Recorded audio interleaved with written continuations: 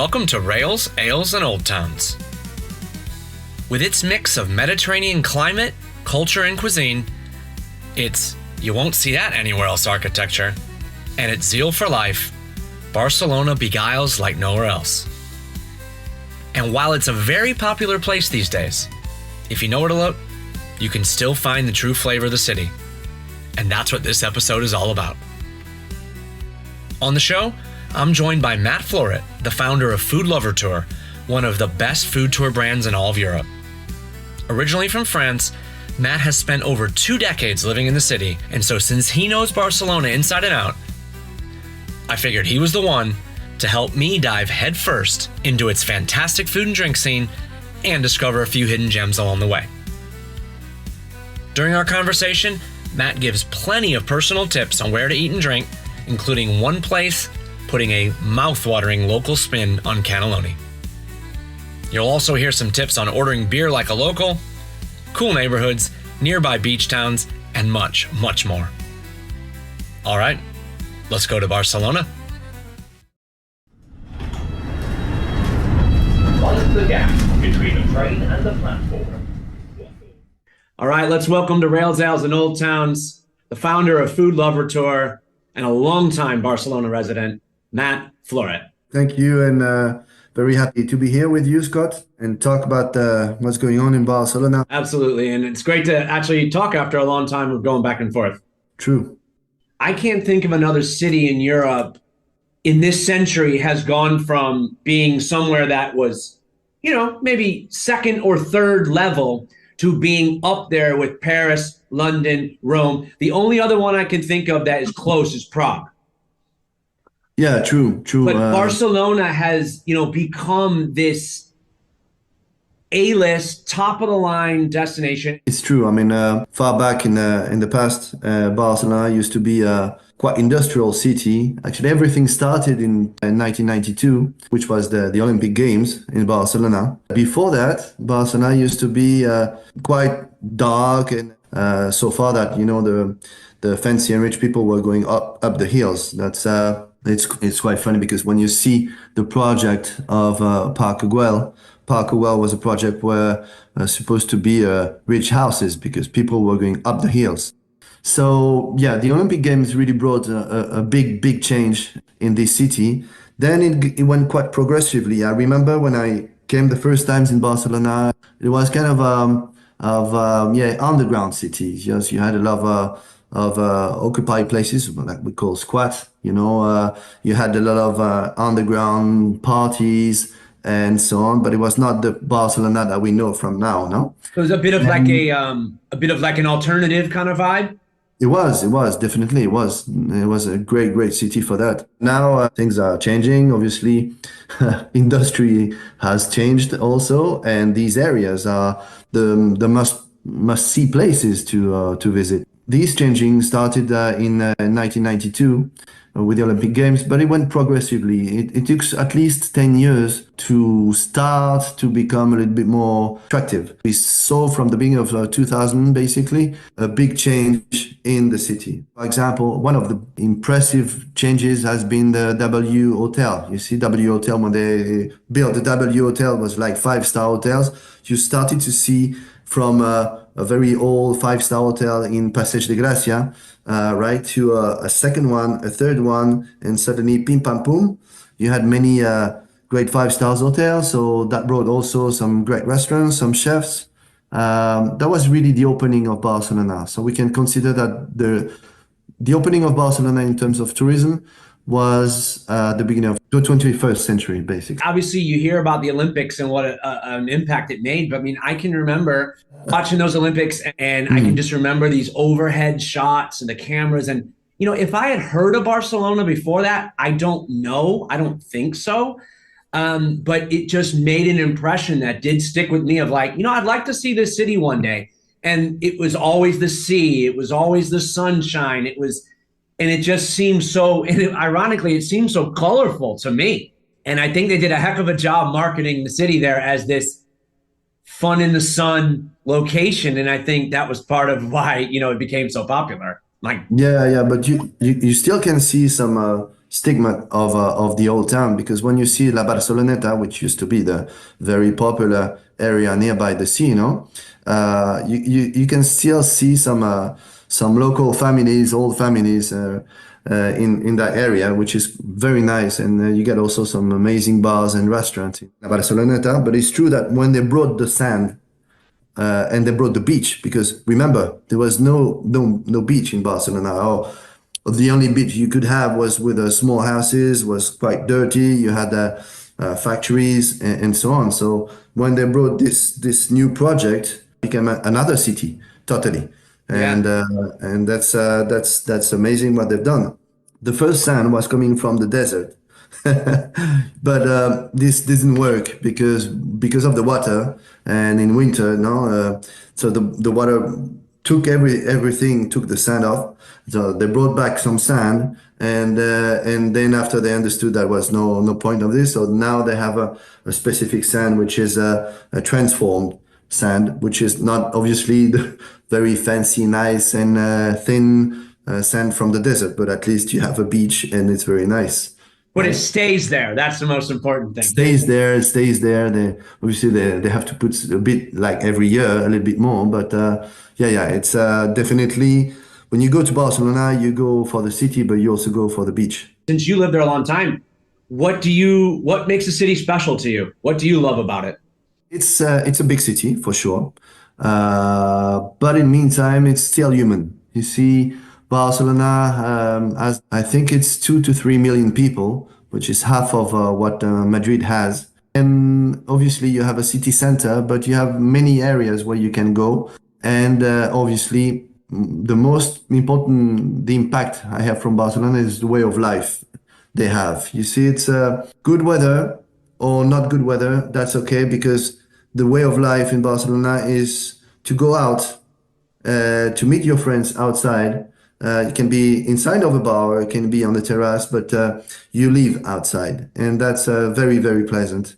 This is definitely Spain in general. Catalonia in particular has this great advantage to in That's Italy. something we Also. should probably talk on because some people might not be aware of the whole Catalonia Spain dynamic. You would know more than me, but obviously from the outside, from what I've got, Catalonia is the region, and there's a strong regional pride there. And, a lot of people, their first language is going to be Catalan. They do speak Spanish, of course, but you should definitely probably know a few words of Catalan to make a good impression. Yeah. It's always helping, It's always helping to have few words. Might be also just good to speak English instead of trying to speak Spanish sometimes, right? I But always like to at least ask in the local language if English is okay. Like if I'll come into a bar, I'm not just gonna say, "Can I have a beer?" oh I yeah, try to usually say like, "Hola," in the local language, "hello," and then I'll say, "Is English okay?" in the local language. yeah. Well, obviously, it's really good to be polite and say hola, can I have a fresh beer, But when you're local, when you're in Barcelona, it's you don't need all these peripheric words. You just get in and you say a beer, and that's it, and that's fine. Una caña, una caña porfa, no? And that's it. Una caña, una cerveza, una. Actually, there's many words also for beer. I So can remember. I can remember that Kanye word, having it scribbled down on a piece of paper once. yeah. No, it's true. It's true that there's specific words, specific ways of saying the things, which makes you a little bit more local, even if you're not, right? And for this is one of the examples. You don't really say hola. ¿Puedo tener una cerveza, por favor? No, no. So that you wouldn't really just go like, "Hello, sir. May I please have a beer?" Yeah, exactly. Yeah. Yes, just a beer. Okay. A All beer, right. So can please. you just say that a beer for us in Catalan? Sí, una caña, por favor. Okay. You can say in catalán una birra, por favor. So if you take one thing away from this episode, take that. Yeah. It's it's just like this. I mean, it's sometimes it's much more direct, and that can be confusing for you as a foreigner. But that's the way of life. It's like when you go in any countries, you have to adapt yourself with few tricks, few little words. No, there's many words in Catalan which is coming from also from the French. You have to understand that Catalan language is older than Spanish language. It's an older language, and it's true also that through the time, if you compare Catalan to Spanish to French or Italian, there's obviously many connections. It's a Latin language. It can be easy for an Italian to understand Catalan. It can be sometimes easy for a French to understand Catalan. Few words like imagine at the beginning I was surprised. I remember when I arrived in Barcelona, I was hearing people say merci, merci, like what in French? Merci? No, merci is also Catalan, right? So you can say merci, with just change the R, right? But if you just they give you the beer, for example, you get the caña, okay? Una bira, and they give you la bira, la cerveza, la caña, right? And you say merci. Wow, that's great. Not gracias, no, merci. You can say also gracias, okay, and not gracias.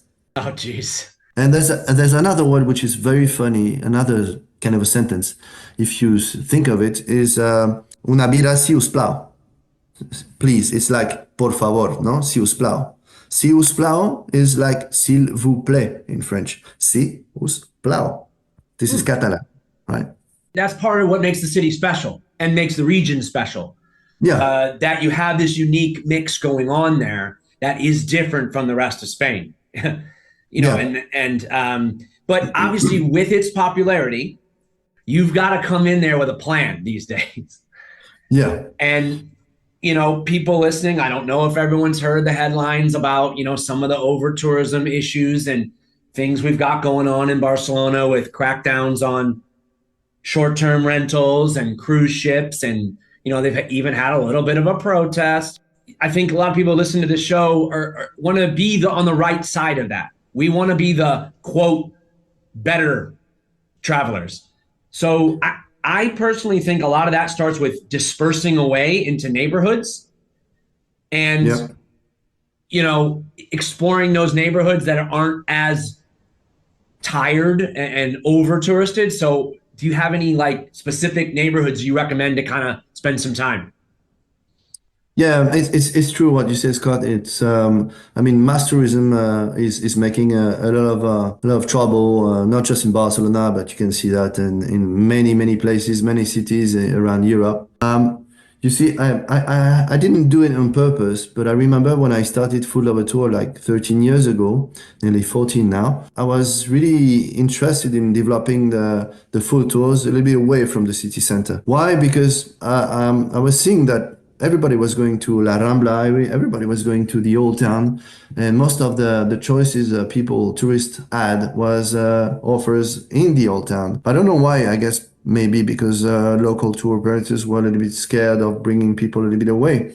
But I've done it. I did this from scratch and without expectation. And it's true that I started to bring people in some other areas, which were not far, obviously, from the city center, but just a little bit away. So if you consider Barcelona, if you consider going to Barcelona, I would say, you know what, go to the city center, take a day at least, go through the street because this is beautiful. I mean, the Gothic area, the Born, Raval are amazing places to visit. And you can even find some good restaurant there. But it's true that you need to come with a plan. And I tell you, I mean, great places where local people goes, a little bit away from these center touristic places. So the Eixample, which means the expansion, right, in Catalan, is all these areas, the grid, which is all around the old town.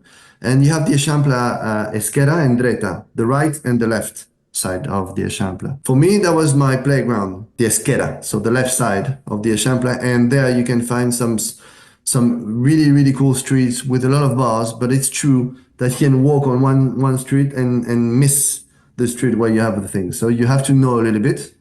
And that's what we do. We bring people really where things are going on, no? In these areas.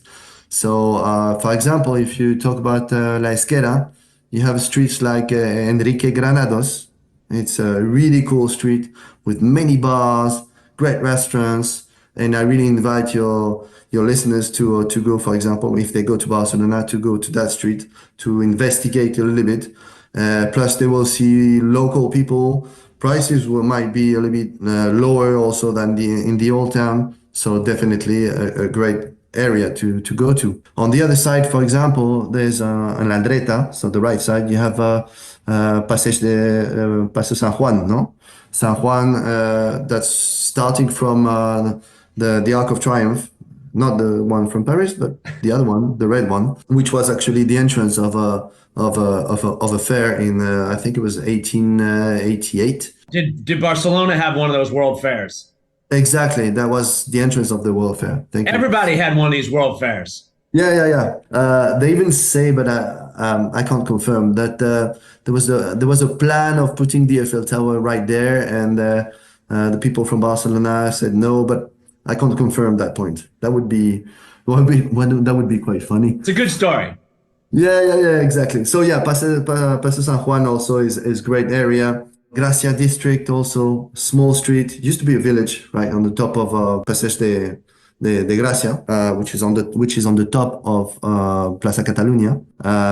So Gracia district is amazing. There's many places to go to with many squares, small squares. It's funny, you see, family, very ambience, very cool. Children playing in the middle of the squares, even at night. Thank you for the neighbors. But yeah, over there you get some really good restaurants, craft beer bars, amazing ones. But it's true that you need maybe a local expert or to investigate a little bit, not to avoid the center, but to go to the center and also take advantage of these other areas of Barcelona. It's not always easy. Like sometimes you've got to have a little guts. And, and I've been in this situation where, you're out in a neighborhood that isn't that super touristed, and you look at a restaurant and it looks great. And it's a little scary just to walk through that front door, but you almost always are happy you walk through that front door. There's something about that moment of being scared of like, am I welcome here? Am they going to speak? Am I going to figure out? But you almost always have a great time. As long as you respect the environment, right, and the local culture. I mean, that's fine. I mean, people are not monsters. People are just like you and me. They're really happy to welcome you. So yeah, don't be scared. And if you see some places like authentic places, you are in a couple or with some friends, go on, because you're right.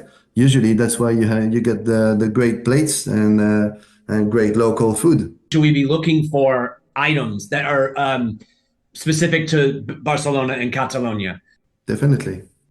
Food-wise and drink-wise. Obviously, cava, the sparkling wine. If you go to Barcelona, there's obviously many local plates you can try. For example, in Barcelona, you have, as you said, cava is definitely one of the classics in terms of Spanish champagne, as it used to be called before. So obviously you have to try this, but they have some amazing wines also from like 90 kilometers down south of Barcelona, El Priorat or Montsant. Amazing wines. Actually, Priorat, for example, is the only wine which has the DOC or DOQ, which means the Denominación de Origen Calificada.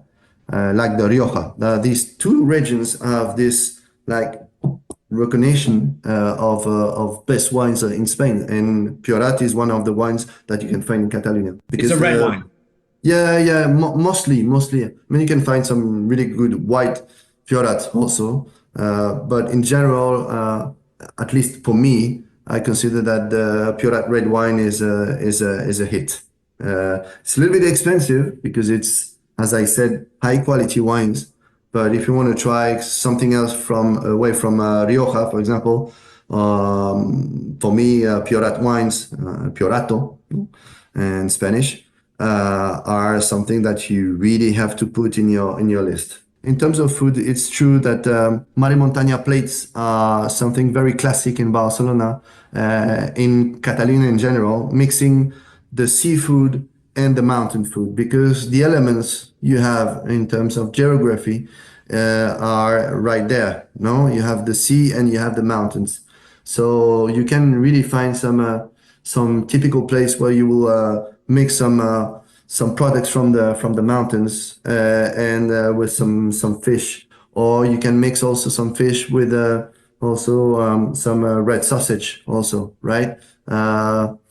You can mix garbanzos with a bit of fish, codfish, for example. There's hundreds of local plates that you could try away from the famous croqueta, Patatas ham, bravas.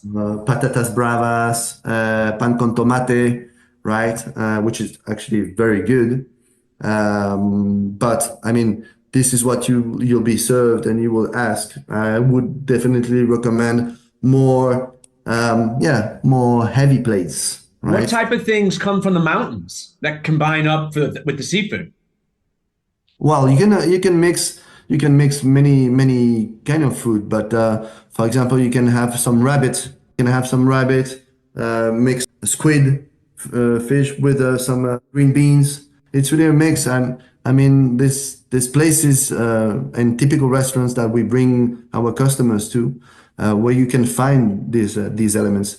Caripota, you have also obviously it's not sometimes when you see it like this, but it's not pleasant. But when you eat it, it's amazing. It's like intestines, with a tomato sauce, which is delicious. And Okay. typical place can be tasted in Barcelona. You can find these places still. Yeah, I think you bring up a good point there because I think a lot of us, until we visit, we think tapas, tapas, everything's Yeah, yeah, tapas. yeah. But you're talking about some real hearty things that really reflect the region and its geography and its culture. Where we Yeah. just, I think a lot of us are just like tapas, tapas. I must eat tapas. Look, there's a very good example, which is an easy eat, I think, from everybody, not intestines. There's something very easy and very typical that anyone could try, and which is amazing. There's, for example, a restaurant I love to go to. And it's called La Taverna del Clinic. They have this, cannellon, the cannelloni, like in Italy, Oh, cannellon. sure. The cannellon, the Catalan cannellon, is a perfect example of the mix of the Catalan cuisine because you have this Italian part, the cannelloni, the classic cannelloni. But here, guess what? The cannellon is made. It can be made with the pasta, obviously. You can be made as a crepe also, sometimes to be a little bit lighter. But inside of the cannellon, you put some duck meat, right? You put some truffles, and the sauce is bechamel. Hmm. So yeah, bechamel, France. But if you see geographically where is Catalonia, it's right in the middle. It's between Spain, France, and Italy, right? So the Catalan cuisine has this beautiful mix of cultures, and I believe the cannellon is one of the symbols of it because you have a bit of Italian, you have a bit of French, you have a bit of local food and Spanish food inside of it. It's beautiful, And, beautiful. wh- Try and it. what's the name of this place? Oh, the place is called La Taverna del Clinic. The name is not very fancy, but it's because it's nearby a clinic. But it's a kind of a fine dining restaurant owned by a Catalan Gallego chef. It's amazing. A little bit pricey, but you will find some Oh, great that cultural Catalan cuisine definitely there. that Yeah, sounds great. Duck, yeah. I'm truffle, in a hungry. creamy bechamel sauce. Baked, I'm assuming, baked it to finish. Yes, yes, yes, yes. Nice Obviously. little crunch on the top, maybe. Yeah, yeah, yeah. Oh, I'm crunch. Look, another one. The typical crema catalana. La crema catalana. You see. Obviously, the French will say, "Oh, yeah, it's like the La crème brûlée, yeah. It's slightly different, but they also have this culture, you know, in the desserts. They also have these cultures of finding inspirations abroad. So Catalan cuisine is very open mind, definitely, and taking the riches of the environment from the seaside and the mountain. What is the gap between the train and the platform? Okay, well, I just wanted to take a second to say thanks for listening to Rails, Ales, and Old Towns. I hope you're enjoying this episode and that it's helping you get excited for your next European adventure. Be sure to check out the link in the episode description, because there you'll find all the information you need if you decide to follow up on the places and topics that came up on the show. Oh yeah, if you are digging the podcast and you had a spare minute, I'd be forever grateful if you were to leave a review or a rating on the platform you're listening on, as those little things do go a long way. And if you really want to get crazy, why not give me a follow on Instagram or Facebook at Rails, Ales, Old Towns. Back to the show. What is the gap between the train and the platform? In regards to beer, and we talked about ordering it, in your classic bar in Barcelona, am I right in assuming that on the draft you're going to have probably Estrella Damm? Yeah, Estrella Damm is great, but then after you have the Mao, you have Estrella Galicia, which is also part of the different beers you can find in Barcelona. What's your favorite of the craft beer scene in Barcelona? If you like beer, I would recommend you to explore a little bit because Barcelona really offers a lot of great craft beer bars with many choices from any district you go, any area you go, any part of Barcelona, you always find some beer bars, right? Craft beer bars. So yeah, I have few ones, for example, from the most classical ones, oldest ones, to the new trendy ones. You know, kind of when you go there, there's a DJ, the kind of a small party, and craft beers bars. You have many of them. Just like the cocktail bars. I mean, cocktail bars also in Barcelona are a big hit, a big hit. But I don't know. For example, if you fancy a very old traditional bar in Barcelona for fresh beer, you know, there's I remember I used to go there. It's in La Barceloneta. It's a place called Vasco de Oro. They even brew their beer. They own beer, so it's nice. When it's warm, you know, in summer, you go there. It's like a tube, un tubo, no? And you get this tubo.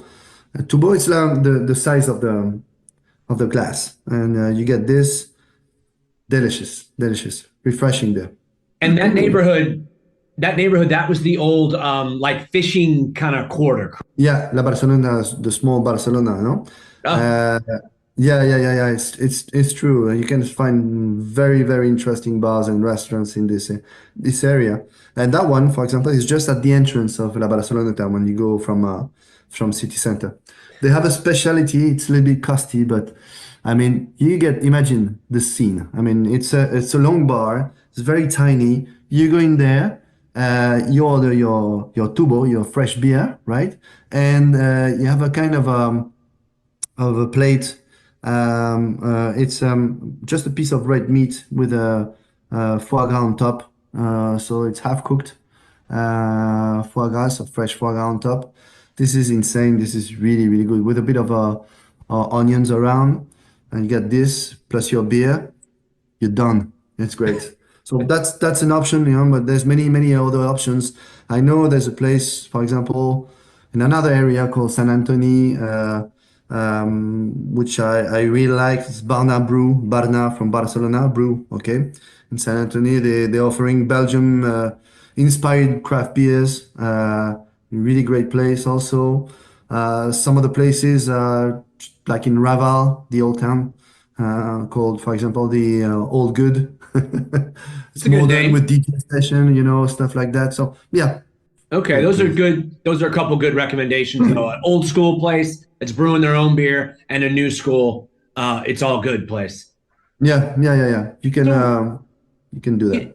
obviously, everybody knows we don't even need to talk about the most popular sites in the city. Everybody, when they think Barcelona, they think La Sagrada Familia, they think Parkwell, they think, um, La Boqueria. But you got a couple ideas for people, just a couple, of things that maybe they hadn't thought of before, or maybe are a little bit a secret kind of site. Well, yeah, obviously that's a good question because that's exactly where we bring our dear customers, no? Try to bring them a little bit away from the mass tourism areas such as the Gothic or the Bone. Um, yeah, for me, definitely, I would say, but just again, it's my point of view, right? Sure. You have different spots in Barcelona you can go to. I guess the one where we bring our customers at night is one of the most funny, cool, and with a lot of activities at night. It's the area of San Antoni and Poble Sec, which is cool because it's just 15 minutes walk from La Rambla, so it's not too far, you know. Plus, you can take the metro. On weekends, the metro is open all night. So, metro station Poble Sec, actually, or San Antoni also, where there's a beautiful market there in San Antoni. But there you can find some streets, very animated streets with many bars, many restaurants. So this would be number one for me area. Well, obviously, as a food lover, I like the chocolate museum, which is a nice one, right? Okay. It's in the Bourne area. It's quite funny. It's tiny. It's nice. Plus, they offer you samples of chocolate when you go there. So if you're nice, So one thing I absolutely love about the city too is the layout of the squares and the intersections and that unique style, how things they're like on an angle. yeah. You're referring to the Eixample area specifically. That was a project at the end of 19th century to expand the city, and these specific corners, which are open corners, right? Quite unique also in Europe, were made specifically to for three things basically. Is first to create enough space for the horses to turn, because like this with the open corners that allows you to with your horse and carriage to turn around, because if you have a Ah, 19 okay. square, that's quite complicated, so that was quite easy. There was another very important aspect of it. We have open squares like that, the air, instead of going straight like in New York, for example, you have a long corridor of wind. When the wind goes through these corners, instead of going straight, obviously it goes through the corners and create a kind of a wind wheel, no? So the air is redistributed a bit everywhere. And the last aspect was to have more lights, obviously, in the apartments also. So yeah, no, very interesting city for urbanism and architecture, obviously. Anything that you like art lovers or anything that maybe isn't as famous because we know about Picasso, we know about the Miro. Yeah, yeah, it's true that Miro, Picasso, Oh, we didn't even mention Antonio Gaudi. I didn't even mention that. Yeah. obviously a part of Sagrada Familia. If we talk about of Gaudi, because you can't escape from Gaudi, you know. But I would recommend to see Casa Vicens, which is up north on the top of Gracia area. And was one of his first houses and a little bit less known as the other ones, right? Casa Vicens is definitely one to visit, a part of the others, because now they have restored it and it's a very nice visit. I would not recommend you to go to the bunker area, which used to be the last 10 years um, too famous, made famous by obviously by some influencers, and everybody went there. That also made a big tension in the city. So if you plan to go up there on the top of the city, I would not recommend you to go in this area of the bunkers, for sure. but you can enjoy a beautiful view going to El Tibidabo, which is another park. And there's buses to go there. You can go with the family, have a picnic, you know. Is this the Uh, amusement park? yeah, it is. It is, and you get some incredible views from there also, from the city. So this can be seen because even if it's touristy, I would say it's probably a little bit less touristy than some of the places, and you can find a decent bar, you know, with and have a few tapas there and enjoy a good afternoon for sure. So they have like rides, Yes, yes, yeah, yeah, they and do. it's kind of like vintagey. Yeah, it is. It is from the old century, no? No scary music, don't worry, just cool. They've been adapted like horror movie, you know? No, Well, that no. sounds good. That sounds good. Yeah, an amusement park, great views. Yeah. You can also just go for the day in Castelldefels. You take the train from Plaza Catalunya, and what 25 minutes later you are on the beach. Castelldefels offers some beautiful beach and amazing restaurants also. People don't know that. And if you stay a few days in Barcelona, this is definitely much better than going to the beach in Barcelona.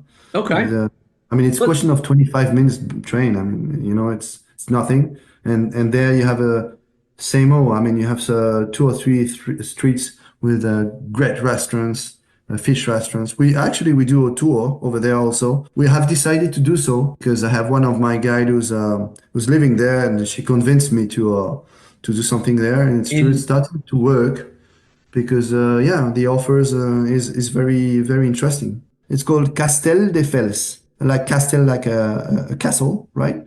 Castelldefels. Yeah, it's 25 minutes maximum by train, and it's beautiful because you have a lot of what we call chiringuitos, you know, bars on the beach. The beach is large, so the sun is nice.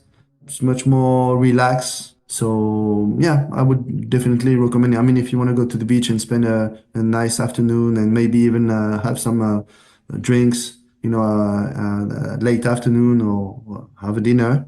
Castelldefels is a good option when you go a little bit away from Barcelona, I mean, right? Oh, yeah, that sounds great. Yeah, that sounds great. Now, you mentioned taking a train. Anything specifically you'd recommend, like around one of the rail stations, like on your way out of town, or Yeah, if you just arrived near Sants? yeah. Actually, Sans is one of my future objectives because Sans has a massive potential in terms of local bars, you know. And again, as I said, no, in Food Lover Tour, we really take care respecting the local environment. We just go in small groups. Sans has a big potential around the station. For example, if you're hungry and you have an hour or two to spend, few restaurants like a place called Coral, Coral. It's a Gallegan restaurant, so focused on fish in particular. There's another one called La Paradeta de Sans. No, it's like a market. You go in there, you choose the fresh fish you want, and then they cook it for you. Like if you would go to a market, that's great. If you fancy a good paella, and be careful, never say paella, all right? Because you are in Catalonia. In Catalonia, it's un arroz, a Una rice. Ross. Yeah, un arroz. Arroceria, as we call them, you know, places where you eat rice. La Roceria de Sans, for example, is a cool place to get some amazing rice. I would recommend you, for example, un arroz de mariscos, if you like shrimps, or you can also have squid arroces, you know, squid rice with black ink. This is amazing. You have to try that. Might be scary. Beautiful teeth after never smile after eating one. Uh, but yeah, it's something that you have to try also in Barcelona, definitely. So yeah, you have many places like that around the Sants area. It just makes me think of like you've spent like 3 or 4 days in Barcelona, and then you go to one of these great restaurants, you have a couple beers, you have some rice, and then Yeah, you head to the train, and then you move on to the next city. exactly. That's my life. That's my job. I Yeah. eat, I think, and criticize, and then I select, and that's it. Anywhere that you recommend like coffee and pastries? Coffees. You see, it's been a few years that now is appearing some, you would say, craft coffees, no? Yeah. And if you go up from the Bonn area, you just go up, you arrive to the Arc of Triumph. In this area, you can find some really, really good coffees, trendy, hype, and coffee places like that. But otherwise, tradition of coffee in Spain is coffee with milk in particular. You have a lot of el café con leche, no? El cortado also is something that you can try. Actually, I would recommend you to try after lunch un cortado or what we call it. It's funny, carajillo. Carajillo, then you can put a bit of Baileys in it or rum. Un carajillo de ron, for example, is you have to try this one. Cortado is the small shot with a little bit of milk. Yes, exactly, correct. Mm. El carajillo is a funny one because that's the one where you will mix a bit of alcohol in it. It's not for children, okay, but it's let's say a nice mix of digestive and coffee. So You it's in know? this espresso with a little alcohol. Yeah. Usually, I mean, the most famous ones are with Bailey and rum. And in some places, traditional places, they bring you the coffee and then bring you the bottle of rum on the side. So you can fill it up. And obviously, your coffee doesn't have the same color of a coffee at the end because if you pull again, you know, you know, Well, that but that's sounds nice. like a good way to spend the afternoon.